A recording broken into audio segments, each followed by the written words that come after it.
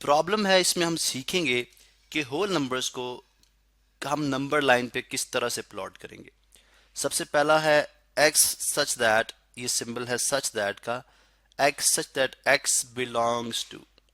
w जाहिर करता है सेट ऑफ होल नंबर्स को, लेकिन यहाँ पे हम सेट की बात नहीं कर रहे, हम सिर्फ एक सीक्वेंस के तौर पे नंबर्स को ले रहे हैं, यानी हम होल नंबर्स को नंबर लाइन पे एक सीक्वेंस की सूरत में लिखेंगे। And x is equal to 2, यानी x का ताल्लुक है सेट ऑफ होल नंबर से, और x जो है यहाँ पे किसके इक्वल है, 2 के इक्वल है, यानी x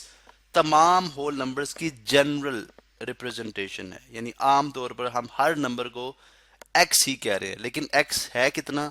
x2 है, क्योंकि ये ऐसा x है जिसका ताल्लुक होल नंबर से है, इसलिए यहाँ पे x सिर्फ एक ही होल नंबर को जाहिर कर रहा है, और क्या है, 2। अब इस 2 को अगर हम नंबर लाइन पे जाहिर करना चाहते हैं तो हम नंबर लाइन पे आएंगे जो कि लेफ्ट साइड पे भी इसके नंबर्स प्लॉट हैं जो नेगेटिव नंबर्स हैं, तो इसका मतलब है हमारा इस नंबर लाइन के ऊपर लेफ्ट साइड पे कोई काम नहीं है। हम नंबर लाइन के 0 से स्टार्ट करेंगे और राइट साइड की तरफ मूव करेंगे। तो x इज इक्वल टू का मतलब है कि ये नंबर है, यानी 0 से स्टार्ट करें अगर हम, ठीक है, तो ये बनता है 1, यानी 0 ये है, यहाँ से 1 एंड देन 2, तो 2 के ऊपर मैं एक छोटा सा दायरा बना दूंगा, ये जाहिर कर रहा है 2 को, या यहाँ पे मैं इसको 2 को सर्कल कर सकता हूँ, मुख्तलिफ तरीके हैं। 2 को सर्कल कर दें, इसका मतलब भी क्या है, whole number x is equal to 2 represent हो रहा है, जो कि एक होल नंबर है। इसी तरह से अब नेक्स्ट प्रॉब्लम पे चलते हैं। ये है जी x such that x belong to whole numbers and x is less than 6, यानी x जो है वो 6 से लेस है। इसका मतलब है हम उन होल नंबर्स की बात कर रहे हैं जो 6 से छोटे हैं। इसका मतलब x जो है वो इज इक्वल टू 5 हो सकता है, x इज इक्वल टू 4 हो सकता है, यानी एक वक्त में ही x जो है वो किसके 4, 5, फिर उससे नीचे 4, फिर 3, फिर 2, फिर 1, फिर 0। तो हम यहाँ पे तमाम जो है वो नंबर्स जो कि 6 से लेस हैं, 0, 1, 2, 3, 4, 5, इनको जाहिर कर सकते हैं। ठीक है, अब चूंकि सबसे छोटा नंबर जो होल नंबर है वो 0 है, तो इसलिए मैंने 0 से स्टार्ट किया, और 6 से लेस, लेकिन होल नंबर्स में 6 से लेस जो है वो 5 है, तो मैंने यहाँ पे इसको भी जाहिर कर दिया। थर्ड क्वेश्चन पे चलते हैं। तो है x such that x belong to whole numbers and x is less than 4, इसमें क्या है, x 4 से लेस है, तो ये भी बहुत इजी है। 4 से लेस क्या है, 3, 2, 1 और 0। उसके बाद हम बात करते हैं फोर्थ पार्ट पे, जो कि है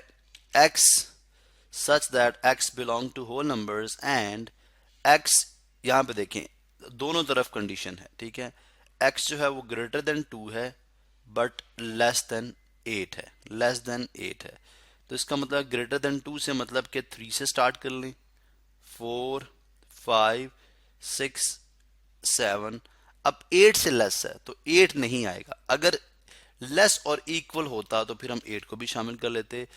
ग्रेटर और इक्वल होता 2 के तो फिर हम 2 को भी शामिल कर लेते, लेकिन ये 2 से ग्रेटर है, 8 से लेस है, तो इसलिए 3, 4, 5, 6, 7 बस। अब एक और प्रॉब्लम भी हो सकती है यहाँ पे, जो मैं खुद से रिप्रेजेंट खुद से बना लूँ यहाँ पे, वो है उसको हम 5 का नाम देते हैं, और हम बात करते हैं x such that x belong to whole numbers and x is greater than 5। अब ग्रेटर देन 5 में होल नंबर्स के हमारे पास आखिरी नंबर तो पता नहीं, तो मीन के 5 से बड़ा होल नंबर कौन सा है, 6, तो हम 6 से स्टार्ट करेंगे, 7, 8, 9, और उसके बाद आप 10 के ऊपर एरो लगा दें। इसका मतलब है कि ये इन्फिनिटी तक चलते जाएंगे, इन्फिनिटी छोटा सा एरो है जो कि सिर्फ 10 के ऊपर लगा रहे हैं हम, मतलब कि इसी तरह से अब हम डायरेक्ट एरो क्यों नहीं लगाते, यानी जैसे कि हमने कॉन्सेप्ट में भी बात की, अगर मैं ये एरो लगा दूं तो इसका मतलब है कि 6 और 7 के दरमियान जो रैशनल नंबर्स हैं वो भी शामिल हो जाएंगे, इसलिए हम सिर्फ पहले 2-3 डॉट लगाते हैं, इसका मतलब है सिर्फ होल नंबर्स लिए जा रहे हैं। उसके बाद फिर नेक्स्ट नंबर पे एक एरो लगाया जाएगा जिससे आप इस क्वेश्चन को सॉल्व कर सकते हैं।